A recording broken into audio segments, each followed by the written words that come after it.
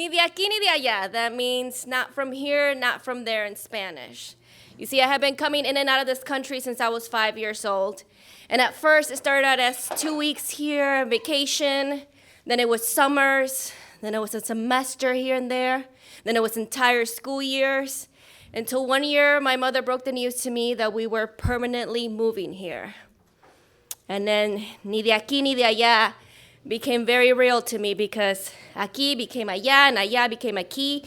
And it was just a lot for a young kid to take in.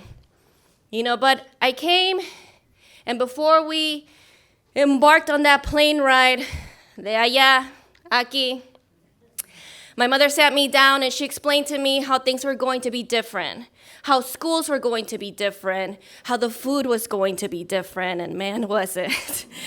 How the people were going to be different, and they sure were, and how the culture was going to be different. And at the beginning, it was really hard for me because I miss home. I miss quesadillas in the corner. I miss, Sunday dinners with my bisabuela. I missed September the 15th, which is Mexican Independence Day, na Cinco de Mayo. And it's just a name, September the 15th. September is the entire month where Mexicans just blow it up. But eventually I did adapt, I went to school, I joined clubs, I played sports, I made friends, I was adapting. But the one thing that my mother didn't explain to me when we made that trip right over here and we overstayed our tourist visa was that we were becoming undocumented immigrants. And at first I didn't know what that really meant until I hit those high school years. You see, I worked really hard. I did very well in school. I took all honors and AP classes. I took AP tests. I aced those. My teachers were writing me recommendation letters to go to college, but all of that was fine and dandy, but that wasn't going to be a reality for me. Because maybe I could have gone to college, by some miracle of scholarships because I couldn't apply for financial aid. But even if I did graduate, no one was going to be able to hire me because you need a social security number to be hired by a company. And so as I graduated high school and I had to go to a junior college and I had to find a job that would hire me, that wouldn't check my papers, was really when that reality of being an undocumented immigrant set in for me. It was really when that other side of what it means to be not welcome in this country became my reality.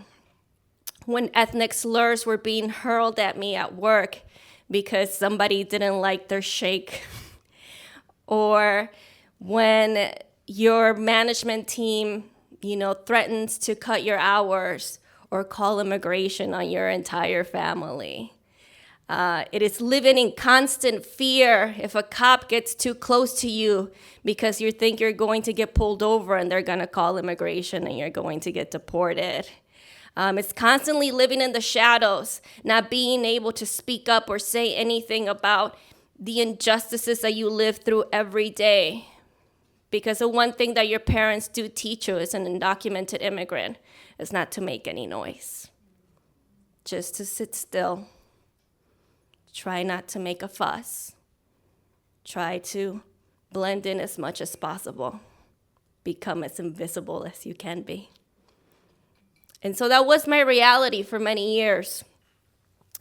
And as the years went by, I became angrier and angrier and angrier because I thought that's not fair.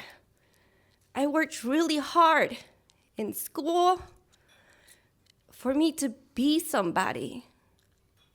And this has been my home for so many years. And yet at the end of the day, no soy de aquí. I'm not from here. But eventually I was able to get a residency, become a citizen, drive without fear, vote. My first election was when Trump got elected. That was real fun.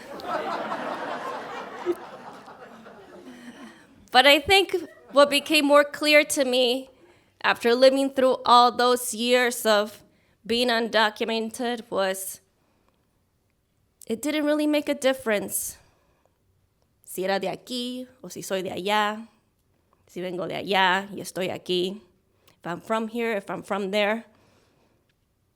I was just still a human being in a world that wasn't really accepting me.